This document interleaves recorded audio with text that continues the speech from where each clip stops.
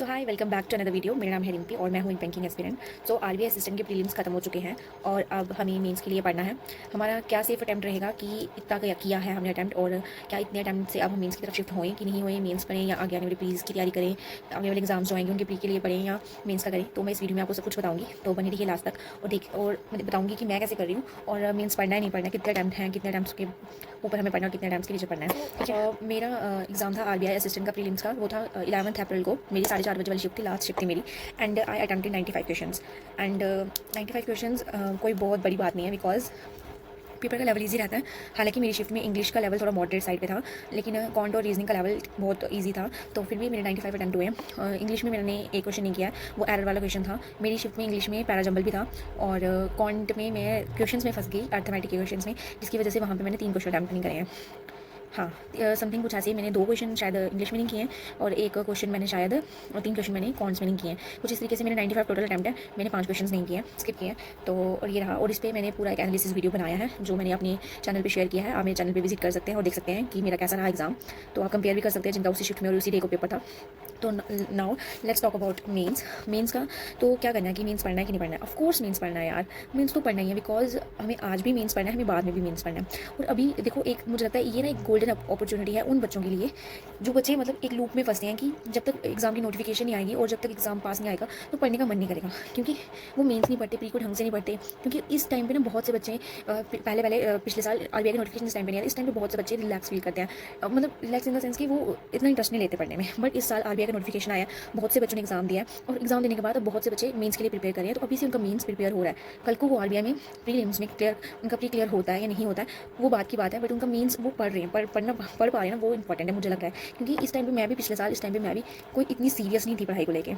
पता था मुझे कि हमें ये करना है, बट हम रोज़ कंसिस्टेंट नहीं रह पाते हैं। बट इस एग्जाम की वजह से कंसिस्टेंसी अपने आप आ रही है। मैं रोज़ मेंस की क्लासेस लगा रही हूँ, हालांकि मैंने पिछले साल नहीं लगाई, करनी थी, रोज़ नहीं कर पा रही थी, बट एग्जाम के प्रेशर की वजह से हम एक प्रेशर के अंदर आ गए हैं। तो प्रेशर की वजह से हम मेंस की क्लासेस कर रहे हैं। तो हमें मेंस पढ़ना चाहिए, इस पेपर ये हो ना हो वो हमें फ़र्क नहीं पड़ना चाहिए, हमें आगे पढ़ना चाहिए। तो मुझे तो लगता है कि मेंस के लिए करना चाहिए। अब मेंस करना कैसे है? हमें आरबीआई असिस्टेंट के लाइक उसके लेवल के अकॉर्डिंग पढ़ना है, आईबीपीएस पीओ के, एसबीआई पीओ के, RRB POs, RRB clerks, IBPS clerks, जो भी एग्जाम्स होते हैं उनके लेवल के लिए पढ़ना है। नो, लेवल कुछ नहीं होता है। तुम्हें मेंस पढ़ना है, तुम्हें कंटेंट देखना है। क्लासेस में थंबनेल्स लगाए जाते हैं अट्रैक्ट करने के लिए, कंटेंट वही रहता है। हाँ, क्लैरिकल का लेवल कम होता है, पीओ का लेवल ज़्यादा होता है। तो तुम पीओ के लेवल को लेके भी चलोगे ना तो भी तुम्हारा क्लैरिकल का मतलब वो भी कवर अप होता जाएगा। तो मुझे लगता है कि क्लास कोई भी हो मेंस की, चाहे वो क्लैरिकल की हो, प्री की हो, सॉरी क्लैरिकल की हो या पीओ मेंस की क्लास हो, तुम्हें दोनों क्लासेस करनी है। तुम्हें ये नहीं देखना है कि ये प्री की, ये क्लैरिकल की मेंस की क्लास है तो मैं ये नहीं देखूंगी क्योंकि मेरा पीओ मेंस टारगेट है। ऐसा कुछ नहीं होता है, कंटेंट सेम रहता है, क्योंकि मिसलिनियस पोर्शन मैक्सिमम हम मिसलिनियस ही कर पाते हैं, तो वो तो सेम ही रहता है। तो हमें हर एक क्लास देखनी है। और अभी बहुत ज़्यादा कंटेंट आ रहा है आरबीआई की वजह से, बहुत ज़्यादा कंटेंट है, यूट्यूब पे बहुत अवेलेबल है।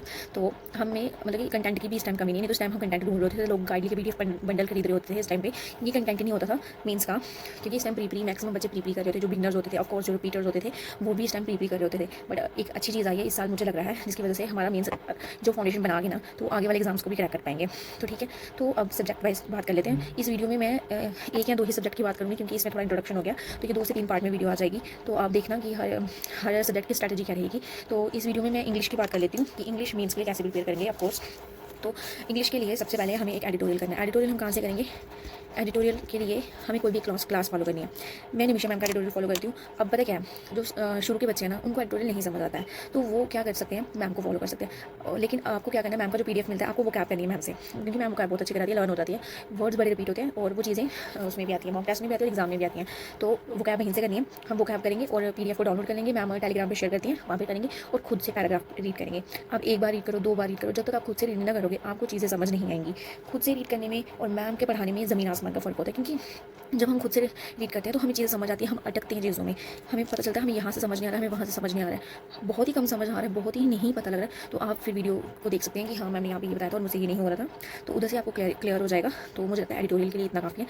एक सोर्स फॉलो करिए, निमिषा मैम को फॉलो कर सकते हैं, वरुण चित्रा सर को फॉलो कर सकते हैं, लर्निंग कैप्सूल पे मैम आती है, एक न्यू मैम आ रही है, मुझे लगता है उनका कंटेंट भी काफ़ी अच्छा है, उनको फॉलो कर सकते हैं। मैं इन 3 टीचर्स के ऊपर डिपेंड हूँ, मैं इन 3 टीचर्स में से किसी को देख लेती हूँ, बट एडिटोरियल के लिए मैं निमिषा मैम को ही देखती हूँ। ठीक है, नेक्स्ट बाकी हम कंटेंट बाकी का जो है वो कहाँ से करेंगे, वो करेंगे मैम, जो निमिषा मैम है ना वो अपने टेलीग्राम पे रोज़ एक चेकलिस्ट शेयर करती हैं। ठीक है, एक दिन वो प्री की चेकलिस्ट शेयर करती हैं और एक दिन वो मेंस की चेकलिस्ट शेयर करती हैं। ये मैंने अपनी बहुत सी वीडियोज़ में बताया हुआ है और हमें वहाँ से रोज़ की एक चेकलिस्ट सॉल्व कर लेनी है। आई विल शो यू कि मैं चेकलिस्ट कैसे सॉल्व करती हूँ।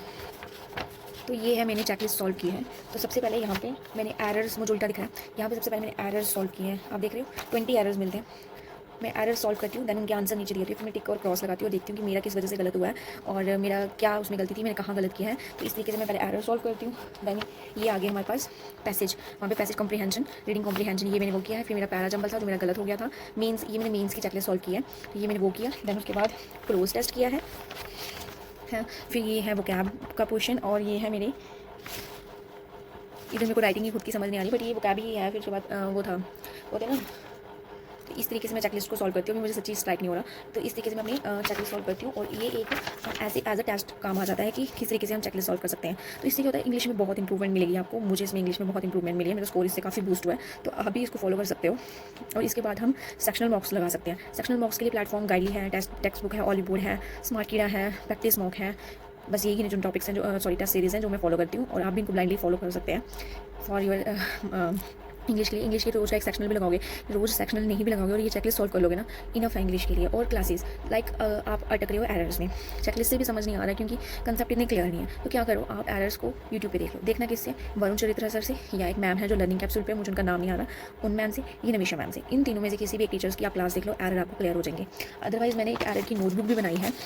जब मैं अपने टाइम पे एरर्स पढ़ती थी तो मैंने एरर की नोटबुक बनाई है। ये रही मेरी नोटबुक, इस पर मैंने हर तरीके से लिखा है कि एरर कैसे हो सकते हैं, किस तरीके से हो सकते हैं। तो ये मैंने एक नोटबुक बनाई है अपनी, किस तरीके से एरर्स वगैरह, तो मैंने वो सारे नोट डाउन किए थे। तो बार फिर जब वो रिपीट होने लगी तो फिर मैंने नोट डाउन करना बंद कर दिए। तो अब मुझे कहीं एग्जाम देने जाए, मैं प्री का जाऊँगी एग्जाम देने या मीन्स का जाती हूँ, तो मैं एक बार इस कॉपी को थोड़ा रिवाइज कर लेती हूँ, तो जिससे मुझे एरर्स का अंदाज़ा हो जाता है कि कौन से पार्ट में एरर होगा और क्या वर्ड्स आएंगे जिसकी वजह से एरर होगा। तो अभी भी मैं क्लासेस देखती हूँ, तो जो मुझे नया एरर मिलता है मैं उसको नोट डाउन कर लेती हूँ। इससे क्या होता है कि तुम एक ही कॉपी भी लिखा होता है ना, तो तुम एक बार गो थ्रू कर लो ना, तुम्हें याद हो जाता है। तो मैंने इस पर लाइन्स लगा के इस नोटबुक को प्रिपेयर किया। तो ये है मेरी नोटबुक जिसमें मैंने एरर्स लिखे हैं। और रीडिंग कम्प्रीहेंशन ये वगैरह, ये आपका सारा कुछ एडिटोरियल से ही ठीक होगा। एरर्स के लिए और बेसिक कॉन्सेप्ट्स के लिए आपको क्लासेस एक बार अपना एक फाउंडेशन कोर्स करना ही पड़ेगा, क्लासेस देखनी ही पड़ेगी। तुम बिल्कुल बिगिनर हो ना, तो आंख बंद करके निमिशा मैम का कोर्स बाय कर लो। आई नो तुम्हें जिससे सही लगता है तुम पहले यूट्यूब पे सर्च कर लो, तुम्हें जिसका सही लगता है तुम उसका पकड़ लो और उसी को फॉलो करो। प्रैक्टिस के लिए मल्टीपल टीचर्स आप जा सकते हो, बट कंसेप्ट सीखने के लिए आपको एक ही टीचर को फॉलो करना पड़ता है। ये चीज़ मैंने आप देखी है कि बहुत से बच्चे होते हैं कि इधर से भी पढ़ लेते हैं, उधर से पढ़ लेते हैं, फिर वो मिक्सअप हो जाता है और फिर वो समझ नहीं आता। कंसेप्ट तुम्हें एक ही टीचर से सीखने हैं, प्रैक्टिस तुम मल्टीपल सोर्सेज से कर सकते हो। तो आई थिंक इंग्लिश के लिए इतना इनफ है, क्योंकि इंग्लिश में इतना खास कुछ इतना ज़्यादा होता नहीं है। जितना था मैंने तुम्हें बता दिया। यही करना है, एक एडिटोरियल करना है, तुम एक रोज़ की चेकलिस्ट सॉल्व कर लो, सेक्शनल मॉक दे लो, इनफ है। जो बहुत वीक है वो सेक्शनल मॉक देख सकते हैं, क्लासेस देख सकते हैं। इससे ज़्यादा इंग्लिश में कुछ करने की ज़रूरत नहीं होती है, क्योंकि इंग्लिश एक लैंग्वेज है, तो भी धीरे धीरे ही आएगी, एक जगदम नहीं आती है। धीरे धीरे आएगी, रोज़ थोड़ा थोड़ा सॉल्व करते जाओगे, तुम इंग्लिश में प्रो हो जाओगे। और मेंस का इंग्लिश का मॉक तुम अल्टरनेट डेज पे दे सकते हो, हफ्ते में 2 बार भी दोगे तो भी चलेगा। तुम्हें रीडिंग पे ज़्यादा ध्यान देना है, तुम बुक्स प्रेफर कर सकते हो, बट मैंने आज तक कोई बुक पढ़ी नहीं है एज सच। मैं मॉक्स पे और ये चेकलिस्ट पे डिपेंड हूँ, और बाकी क्लासेस देख लेती हूँ, जो यूट्यूब पे क्लासेस आती हैं उनको देख लेती हूँ। तो बस इतना ही है। वीडियो काफ़ी लंबा हो जाएगा अगर मैं बाकी सब्जेक्ट को डिस्कस करने बैठूँगी। तो बाकी सब्जेक्ट को हम नेक्स्ट वीडियो में बता दूँगी, पार्ट 2 में बता दूँगी, जिसमें मैं रीजनिंग के लिए और कॉन्ट्स के लिए बताऊंगी, और नेक्स्ट वीडियो में मैं करंट अफेयर के लिए बता दूंगी। तो कैसे कर रही हूँ मैं, कहाँ से कर रही हूँ, तो बने रहिए मेरे साथ। और तुम ये मत बिल्कुल सोचना कि मीन्स का बाद में पढ़ेंगे, मीन्स का अभी पढ़ना पड़ेगा। मैंने पिछले साल हर एक प्रीलिम्स क्लियर किया था, क्योंकि मैंने प्रीलिम करके ही करा था, बट मेंस मेरा एक भी क्लियर नहीं हुआ, क्योंकि मैंने मेंस पे इतना ध्यान नहीं दिया। और एक महीने में मेंस नहीं पढ़ा जाता, क्योंकि बहुत प्रेशर आता है, करंट अफेयर की वजह से बहुत प्रेशर आता है। तो अभी से पढ़ो, of course you can achieve this. तो मिलते हैं नेक्स्ट वीडियो में, तब तक के लिए बाय। और like share and subscribe my channel. जय श्री राम।